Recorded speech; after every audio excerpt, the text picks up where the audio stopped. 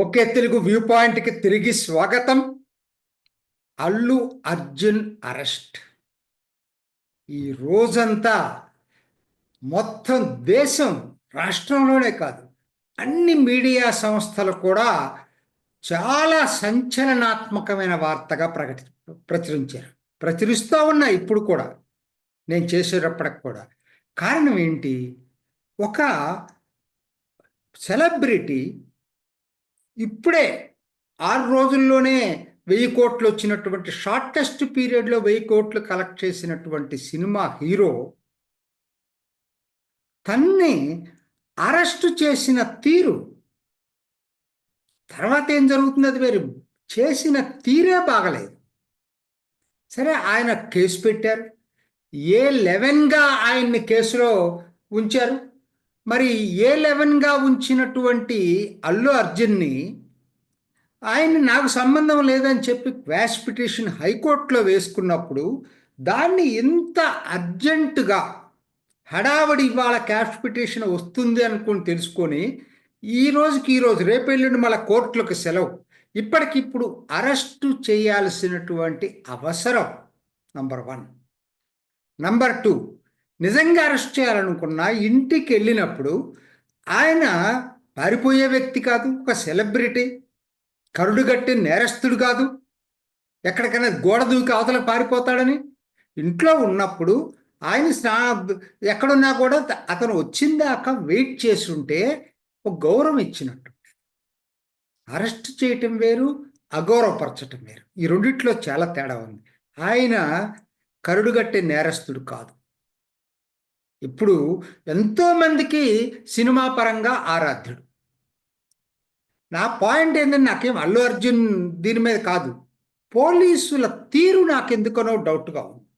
అతిగా స్పందించారు, చాలా దారుణంగా స్పందించారు ఆయన అరెస్ట్ చేసిన పద్ధతి చూసేటట్టయితే. ఎందుకనంటే అసలు అంత హడావుడు పడాల్సిన అవసరం లేదు. ఓకే, మీరు క్వాష్ పిటిషన్ వేసినప్పుడు క్వాష్ పిటిషన్ తప్పు, ఒకవేళ క్వాష్ పిటిషన్లో మెరిట్స్ లేకపోతే హైకోర్టే యాక్సెప్ట్ చేయదు కదా. దానికి మీరు తొందరపడిపోయి హడావుడిగా ఇవాళ క్వాష్ పిటిషన్ వస్తుందేమో అని చెప్పి హడావుడిగా అరెస్ట్ చేయాలని నిర్ణయం తీసుకోవడం, దానికోసం మరి దీన్ని ఆయన్ని ఇంటికి వెళ్ళటం, ఇంటికి వెళ్ళిన పద్ధతి కూడా, ఇంటికి వెళ్ళిన దగ్గర ప్రవర్తించిన పద్ధతి ఆయన బెడ్రూమ్ దాకా వెళ్ళటం ఏంటండి? ఎక్కడైనా జరిగిద్దా ఇది?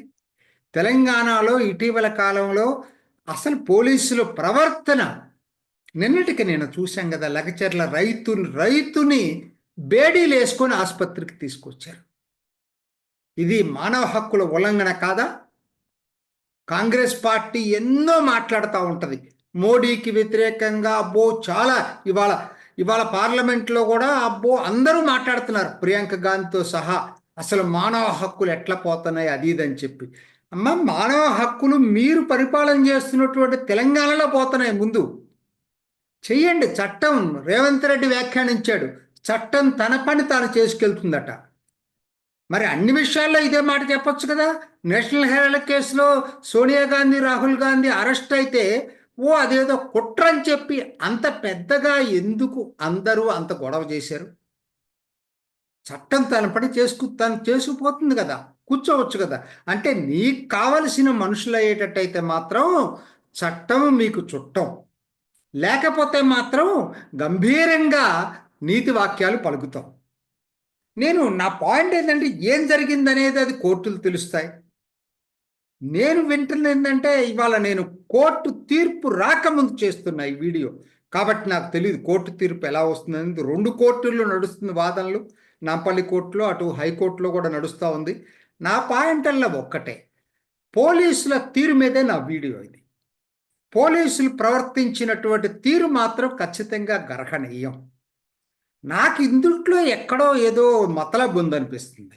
ఏంటి అంటే, ఇప్పుడు రేవతి ఒక మహిళ చనిపోయింది, దారుణం, బాధాకరం, ఎవరికైనా బాధాకరం. ప్రాణం పోవటం అనేది ఎవ్వరు కూడా దాన్ని తేలిగ్గా తీసుకోలేము. తొక్కిసలాట, అంత పెద్ద తొక్కిసలాట జరగటం కూడా బాధాకరం. అయితే దీంట్లో పోలీసులు తన భద్రతా వైఫల్యం ఎక్కడుందో అనేది ఒకవేళ ప్రశ్నిస్తారేమోనని చెప్పి ముందుగానే అతిగా స్పందిస్తుందా అనేటువంటిది నాకు ఎక్కడో డౌట్ వస్తాం.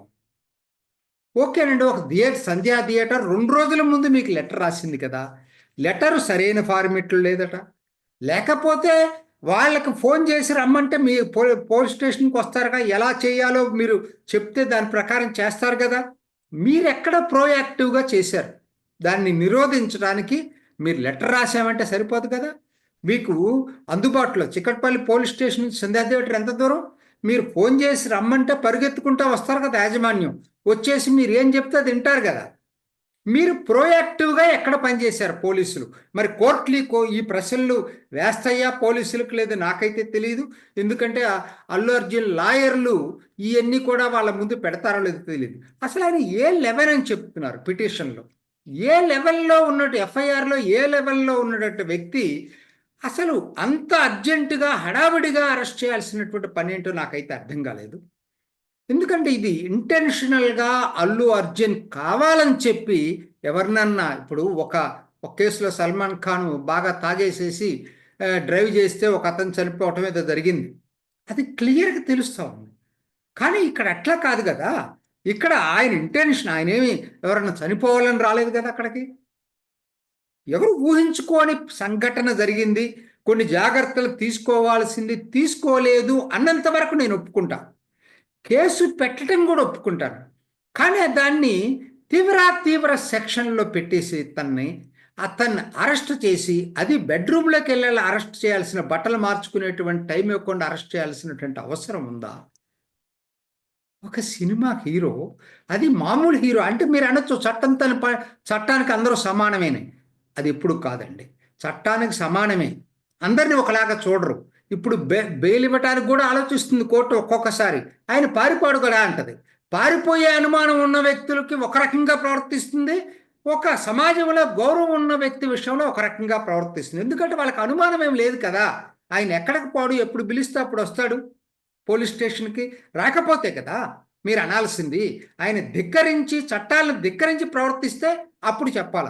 జరిగిన దానికి ఇవాళ ఆ మహిళా మృతికి అకౌంటబిలిటీ పోలీసులకి ఎక్కడ పడుతుందో అని చెప్పి భయంతో అతిగా స్పందిస్తున్నటువంటి పోలీసులు. దీంతో న్యాచురల్గా సినిమా అభిమానులకి ఉంటుంది. నేను సినిమాలో ఇప్పుడు అర్జున్ విషయంలో చాలా వివాదాలు కూడా వచ్చినాయి ఈ మధ్య, ఏది ఆంధ్ర ఎన్నికల్లో, అవన్నీ ఒక ఎత్తండి. కానీ ఇక్కడికి వచ్చి ఇది మాత్రం ఒక తప్పుడు సంకేతాలు తెలంగాణ ప్రభుత్వం మీద వెళ్తూ ఉన్నాయి. ఇది కరెక్ట్ అయిన పద్ధతి కాదు. ఈ పద్ధతుల్లో మానవ హక్కులు నిన్న లగచర్లో జరిగింది చూసిన తర్వాత ఇది పెద్ద విషయం కూడా నాకు అనిపించట్లేదు. వీళ్ళు ఏదైనా చేస్తున్నారని చెప్పి, మరి లగచర్ల విషయంలో రేవంత్ రెడ్డి అంతగా మాట్లాడాడు కదా, స్పందించాడు కదా, మరి ఈ విషయంకి వచ్చేసరికి ప్రభుత్వానికి సంబంధం లేదంటాడా? ఇక్కడ కూడా అక్కడ న్యాయాన్యాయాల గురించి మాట్లాడిన వ్యక్తి మరి అల్లు అర్జున్ విషయంలో కూడా అదే పద్ధతిలో స్పందించాలి కదా. స్పందించకపోగా చట్టం తన పని తాను చేసుకెళ్ళిపోతుందని అంటే మాత్రం చాలామంది బాధపడ్డారు. ఇది నేషనల్ మీడియాలో, మన మీడియా వదిలిపెట్టండి, నేషనల్ లెవెల్లో ఇది చాలా తీవ్రమైనటువంటి విషయంగా పరిగణిస్తున్నారు. కాంగ్రెస్ పార్టీకి ఇవాళ మానవ హక్కుల గురించి మాట్లాడే నైతిక హక్కు లేదండి నా దృష్టిలో. ఇది నిజం. మరి అటువంటి ఇది కేసీఆర్ నీకేం చేశాడు రేవంత్ రెడ్డి? ఇదే పనిగా చేసింది. మీ అమ్మాయి పెళ్లి టైంలో తీసుకెళ్ళి లోపల పడేశాడే, నీకేమనిపించలేదు ఆ రోజు? మరి నీకు ఎంత బాధ అనిపించిందే? ఇవాళ అతను ఢిల్లీలో ఆ పుష్ప 2 దీనికి వెళ్ళి తిరిగి వచ్చిన టైంలో నువ్వు ఈ పని చేయటం అనేది, అది ఆ పద్ధతి అవసరం లేదు, అంత అవసరం లేదు. కేసు పెట్టుకున్నారు, కేసు ప్రకారంగా నడుస్తుంది. ఆయన్ని మీరు పోలీస్ స్టేషన్కి రమ్మన్నా వచ్చేవాడు. అది 2 రోజులు సెలవుల టైంలో చూసుకొని చేయాలని ప్రయత్నం ఏంటి అసలు? వీకెండ్ ఇది ఒక టెండెన్సీ ఈ మధ్య పోలీసులకు బాగా ఎక్కువైపోయింది. ఇది మాత్రం గర్హనీయం. పోలీసుల వైఖరి మాత్రం, పోలీసులు చట్టానికి అతీతులు కాదు. చట్టం ముందు అందరూ సమానులే, పోలీసులు కూడా చట్టానికి బద్ధులే. అది మర్చిపోకుండా పోలీసులు ప్రవర్తించేటట్టుగా చర్యలు తీసుకోవాల్సిన బాధ్యత రేవంత్ రెడ్డి మీద ఉంది. అంతేకాని నాకేం సంబంధం లేదు అంటలేదు. నీకు దగ్గరైన వాళ్ళ దగ్గర అయితే మాత్రం వెంటనే నువ్వు రియాక్ట్ అవుతావు. నువ్వే కాదు, అందరూ చేసే పని అది. కానీ దీంట్లో మాత్రం నీతులు, చట్టం తన పని తాను చేసుకుపోతుంది. ఏమాత్రం ఇది మాత్రం సమర్థనీయం కాదు రేవంత్ రెడ్డి. ఖచ్చితంగా నాకు తీర్పు ఎట్లా వస్తుందో నాకు తెలియదు. ముందుగానే నేను ఈ వీడియో చేస్తున్నా. పోలీసుల వైఖరిని ఖండిస్తున్నాను. రేవంత్ రెడ్డి కామెంట్స్ని కూడా ఖండిస్తూ ఉన్నాను. ఇప్పుడే అందిన వార్త, టీవీలో స్క్రోలింగ్ వస్తూ ఉంది, మధ్యంతర బెయిల్ ఇచ్చినట్టుగా వస్తూ ఉంది. అంటే నా వాదన కరెక్ట్ అని చెప్పి అర్థమవుతా ఉంది. ఆ టైంలో లైవ్లో నేను టీవీలో వస్తున్నప్పుడే చేస్తున్నా కాబట్టి హైకోర్టు పౌర హక్కులు, ప్రజల పౌర హక్కుల్ని కాపాడిందని చెప్పాలా. ఇది అఫ్కోర్స్ అల్లు అర్జున్ ఫ్యాన్స్కే కాదండి, పోలీసుల అతి ప్రవర్తనకి ఖచ్చితంగా చెంపపెట్టు లాంటి తీర్పు ఇది. ప్రభుత్వ వైఖరికి చెంపపెట్టు లాంటి తీర్పు ఇది. ఎందుకనంటే తొందరపడి ఒక దాంట్లో మీరు చట్టం తన పని తాను చేసుకెళ్తుంది, కానీ చట్టాన్ని దుర్వినియోగం చేసే హక్కు కూడా ఏ ఒక్కరికి లేదు. భారత్ ప్రజాస్వామ్య పునాదుల మీద నిర్మించబడిందని చెప్పి మరొక్కసారి నిరూపించబడింది. ఇది ఈనాటి ఓకే తెలుగు వ్యూ పాయింట్. మరొక ఎపిసోడ్లో మళ్ళీ కలుసుకుందాం. నమస్తే. చూసారు కదండి, మరి ఈ వీడియో కనుక మీకు నచ్చినట్లయితే ఒక లైక్ కొట్టేసి మీ అభిప్రాయాన్ని కూడా కామెంట్ బాక్స్లో తెలియజేస్తూ ఇలాంటి ఇంట్రెస్టింగ్ అప్డేట్స్ కోసం మా ఛానల్ని సబ్స్క్రైబ్ చేసుకోండి.